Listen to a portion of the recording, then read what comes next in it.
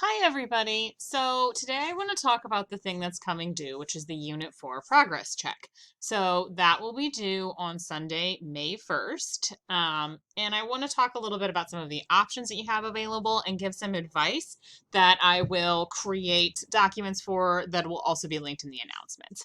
If you're also in O11, and you're curious how this draft works with the progress check you've already turned in, the progress check that you've already done is going to be your start, and you're going to keep working on it and make it a little bit more complete for this progress check here in 101. So, what you're going to be doing is creating some form of draft that I can look at to help you out in terms of working towards your final critical evaluation, which I believe is due on the I'm going to say the 11th. It's going to be due on a Wednesday, just to make sure that you get it in, which is a little bit unusual, but just to make sure that you have time to work on it and that you get it in before the semester ends that week. So it'll be due in the last week of the course, which is week 15. So you have a couple options for how you want to do this assignment. Essentially, you're just going to be writing a draft. You have a couple different ways of working through the draft and getting feedback on it. So the first option is you can email me and conference with me over Zoom. You can also just show up to the Zoom office hours and we can do a conference there. I am always available for those Zoom office hours that are listed in the office hours section on the first widget and the home page. So you can meet with me over Zoom. What you will be submitting is a draft of your paper to discuss before you come to the conference. So you can email me to set up a time outside of those office hours, or you can hop on those office hours. But before we actually have our conversation, I do want to make sure that there's a draft for us to look at. So I don't want you to just hop on Zoom and say, hey, this is what I'm thinking about for my paper, and just give me a couple thoughts off the top of your head. I do want to see some form of draft. So if you emailed me and said, let's meet on Wednesday at 10:30, then I would like it if you submitted at least by 10:25 on that Wednesday, if you submitted a draft of the paper so that I can pull it up and we can do a screen share and talk about it on Zoom. You can also just submit a draft of your paper, which is usually the option that most people go for. That's what I feel like has been kind of the pattern in this class in the past, and that's totally fine. The suggested length would be about 4 to 6 pages of content with the title page, the reference page, and you would post it by 5/1. I put that in here. Oh yeah, I put it down here. I guess I need to move that down here. I'll reword this a little bit. So you have the due dates very clearly down here and what you need to submit depending on the option. But with this option, you would just turn in a draft of your paper. I would look it over. I would give you feedback. It would be due on the Sunday. Sunday, May 1st is when it would be due.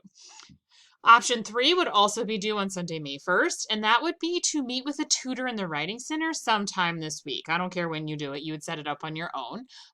You would meet with a tutor in the Writing Center, and then you would submit the draft that you took with you to the Writing Center with a 1 to 2 paragraph reflection at the top or the bottom explaining how you're going to revise your essay based on your tutoring session.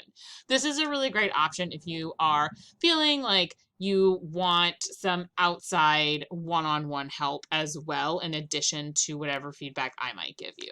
And I will give you feedback on that draft as well and read over your revision plan, and you would just submit that Word document by Sunday, May 1st.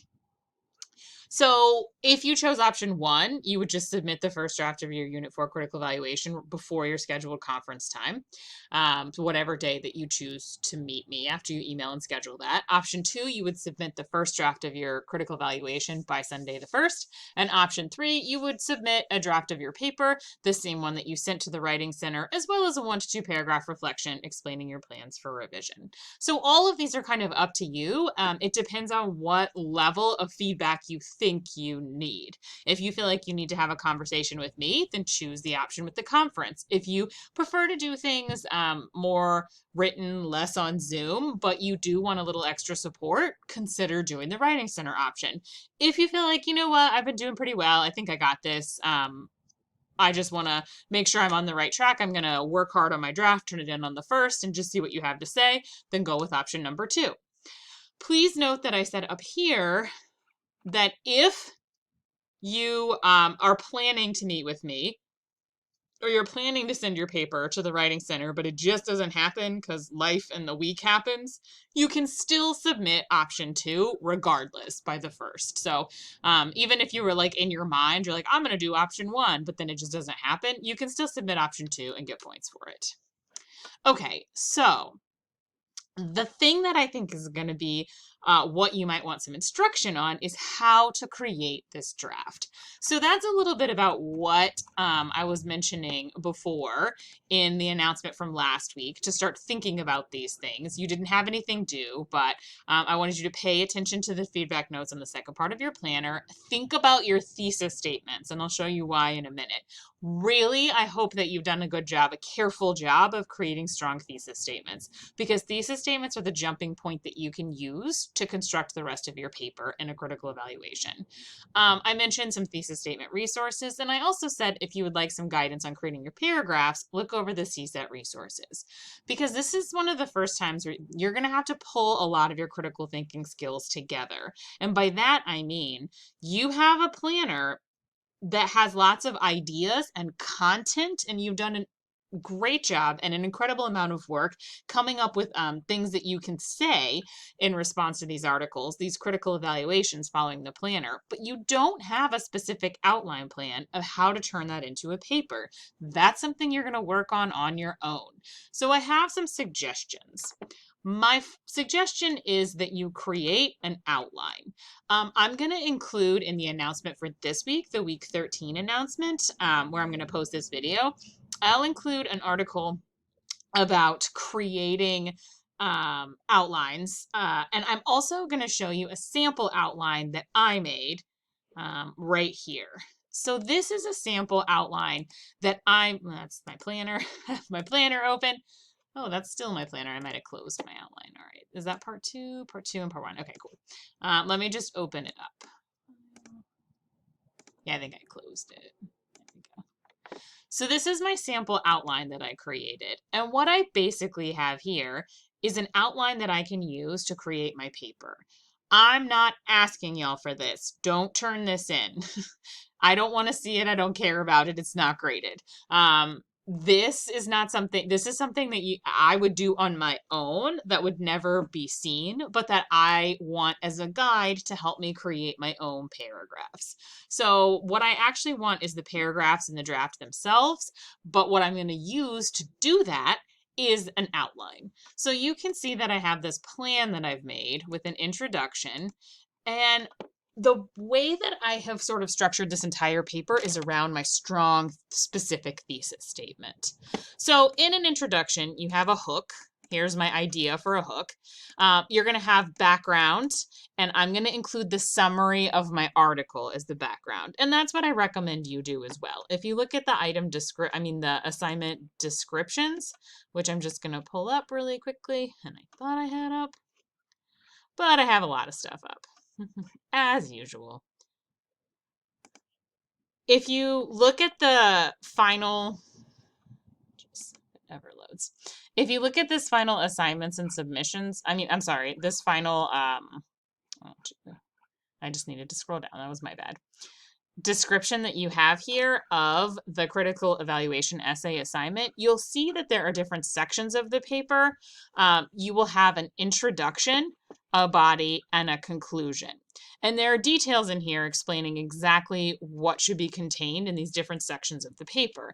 In the introduction, you're going to briefly summarize the article, and then you're going to end with your overall evaluation thesis statement. So, for this summary that I say here, the summary of the article, I would pull the points that I had from here. Over here on the critical evaluation planner, the main points from the article, I would just pull those and I probably put them from my planner straight into my summary. My little main points right there. Main point 1. I didn't fill out those planners all the way, so I don't have anything to put there, but that's what you could do. And then the thesis statement I pulled directly from the thesis statement that I created here. And if you need to go back and look at any feedback I gave you about that and make sure that it's a strong thesis, please do. I pulled my thesis statement from this section down here. So here is my lovely thesis statement, and I copy and pasted it, and I put it right here in the outline. Here's the outline. This thesis statement is the guide to the rest of the paper. Despite a slippery slope fallacy. Oh, what a surprise. The first thing I'm going to talk about in my paper rather, is a slippery slope fallacy.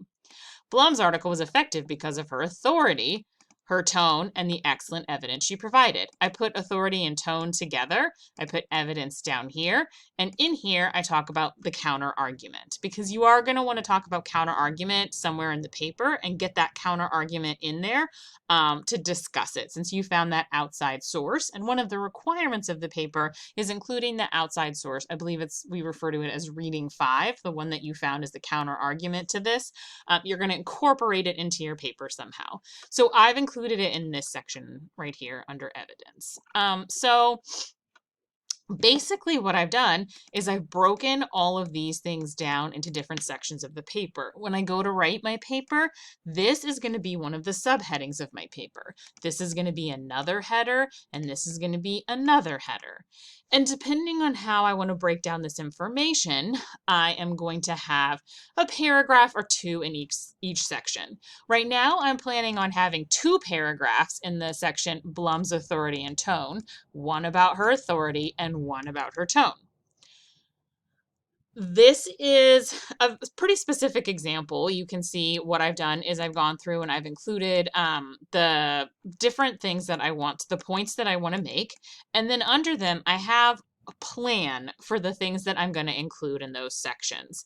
If you look, you'll see that I have some things that may not make as much sense to you, because you might see this about like quote from article about how she's been thinking about the problem. You might be like, what is she talking about? What is this thing about complying, dethroned? This makes sense to me, and this is for me. So that's why some of the wording is the way that it is, because I'm not going to turn this in. This is just a way for me to organize my thoughts and come up with an outline that's going to help me in actually creating the paragraphs so that I don't feel lost and I'm just writing random paragraphs.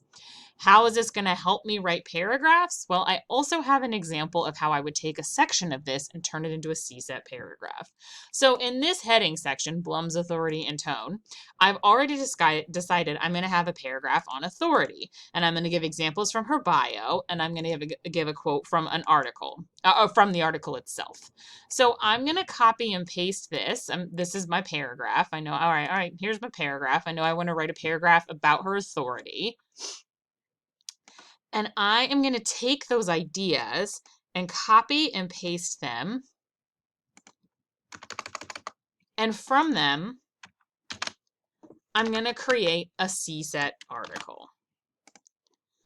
So remember that a CSAT article is a claim, setup, evidence, tie-in. So what I've done here is, this is the section on Blum's authority and tone, and I've written the authority paragraph. The tone paragraph will go underneath here, and I'll start it with a claim about her tone.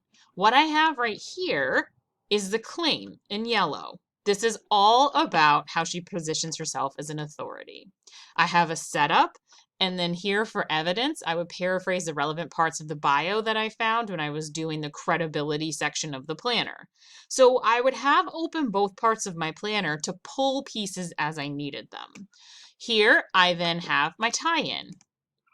Then I have another piece of evidence because I have 2 things I want to talk about with authority. So I set it up again, and you can see that this is another example of her authority. So I'm going to, instead of having another claim in a new paragraph or another claim within the same article, I'm still supporting this idea of authority, and I have this tie-in, this setup. And then I'm going to put my quote in, and then I have the tie-in explaining why this matters. And that's how I would create my CSAT paragraph. Obviously, with this part in here and these things in here, it would be a little bit longer. That would be my authority paragraph. Then I would start the formula all over again for tone, and I would say something like, her tone is effective because, and I would begin the process again. And that's how you can use an outline, create an outline for yourself, and then pull out the sections, pull out the points that you want to make, and follow that CSAT claim, setup, evidence, tie-in formula to create paragraphs.